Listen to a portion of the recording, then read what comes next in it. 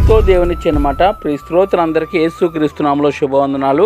ప్రియులారా, బాగున్నారా? మీరందరూ బాగుండాలని, వాక్యం చేత స్థిరపరచబడాలని మీ కొరకు ప్రార్థిస్తున్నాను.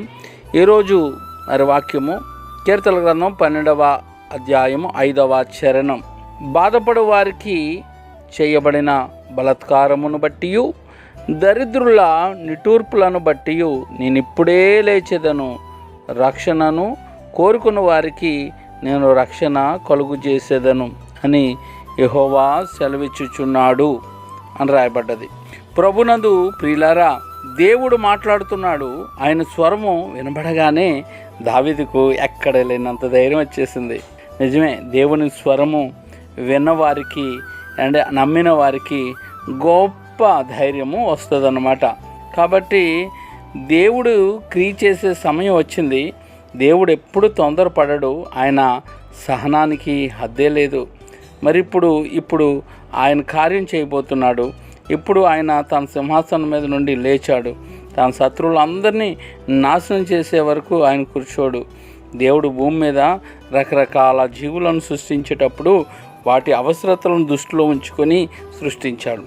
ఉదాహరణకు ఒక బోదురు కప్పను చూడండి, ఎంత వికృతంగా ఉంటుంది, విషద్రవం ఉంటుంది, చూడడానికి హేహత అసహ్యం పుట్టించేదిగా ఉంటుంది. ఆహారం దొరికే ప్రాణి తప్పించుకునే లోపలనే తన నాలుగుని చాపి దాన్ని పట్టుకుని వెంటనే లాగేసుకుని తినేస్తుంది.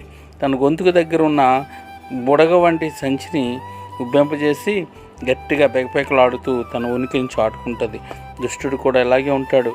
ఇటువంటి దృశ్యాన్ని దావీదు ఈ కీర్తనలో మనకు చూపిస్తున్నాడు. పతనమైపోయిన మానవుడు కూడా ఇలాగే తన పదునైన నాలుకలతో ఇతరులను నాశనం చేయడానికి సిద్ధంగానే ఉంటాడు. దేవుడు తన సింహాసనం మీద నుండి ఇటువంటి మనుషులను, మరి ముఖ్యంగా రాబోయే పాపపురుషుని దృష్టించి చూస్తున్నప్పుడు ఆయనకు వారిలో ఈ కపనైజమే కనిపిస్తుంది. విషంతో నిండి ఉన్న మనిషి కనిపిస్తూ ఉన్నాడు. అతనిలో గర్వం, అతిశయం ఉబ్బిస్తున్న బుడగలాంటి సంచి కనబడుతూ ఉంది. తుఫాన్ లాగా వచ్చి ప్రపంచాన్ని స్వాధీనం చేసుకోబోతున్న వ్యక్తిని దేవుడు చూస్తూ ఉన్నాడు. ఇదే దావీదు యొక్క ధైర్యము.